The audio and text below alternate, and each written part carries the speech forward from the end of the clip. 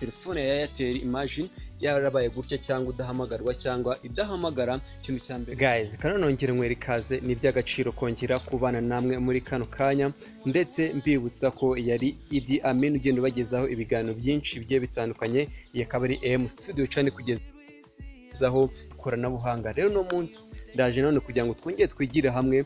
Niba uri hafi guys, njya mubwira ati fata agakaye n'agakaramu dutangire twige step by step, kuko ibintu hano mugezaho ni ibintu byinshi bigiye byizewe nk'uko benshi muba mwagiye mubimbaza. Rero umukunzi wacu cyangwa umukunzi wa AM Studio yarambaje ati ese ko ufite simukadi yanjye ya MTN ariko ikaba itemera ikaba batampamagara muri Airtel imagine, ndetse nanjye nkaba nahamagarwa ndetse nta n'ikintu nabasha gukoresha MT cyangwa simukadi yanjye ya MTN muri Airtel imagine smartphone. Rero no mpamvu nakomeje mbakora ubushakashatsi uyu munsi nkaba naje kugira ngo mbigishe se n'icyo wakora mu gihe MTN yawe idakora muri Airtel imagine smartphone, ukabonera isomo ariko ukaba utahamagarwa ndetse ukaba utanahamagara, ukaba utareba n'amafaranga ari kuri balance yawe guys.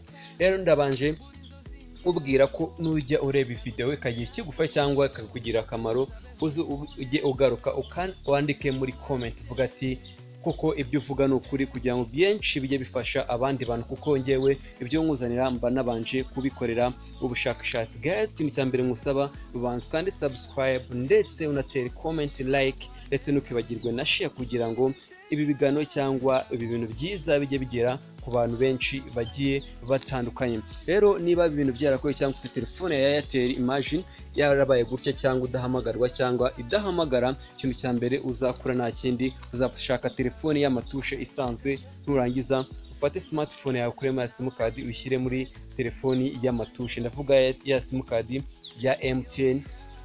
Nurangiza uyatse telefone y'amatushe uyikoresha simukadi yawe bisanzwe guys. Numara kuyikoresha bisanzwe izakuramo, nurangiza urebe amafaranga uhamagare urebe ko byemera, nurangiza uzakora uzayikuramo uyisubize muri Airtel imagine smartphone. Nurangiza ndakubwiza ukuri ko byose bizakunda, uzahamagarwa ndetse ukanahamagara 100% kandi bigakunda. Rero nubikora ugasanga koko bikora guys, uzagaruka utere comment kugira ngo ibiganiro byacu bijye bifasha n'abandi benshi bagiye batandukanye, cyangwa n'abandi bapinga ko ibyo mvuga biba atari ukuri cyangwa kenshi biba ari ibinyoma.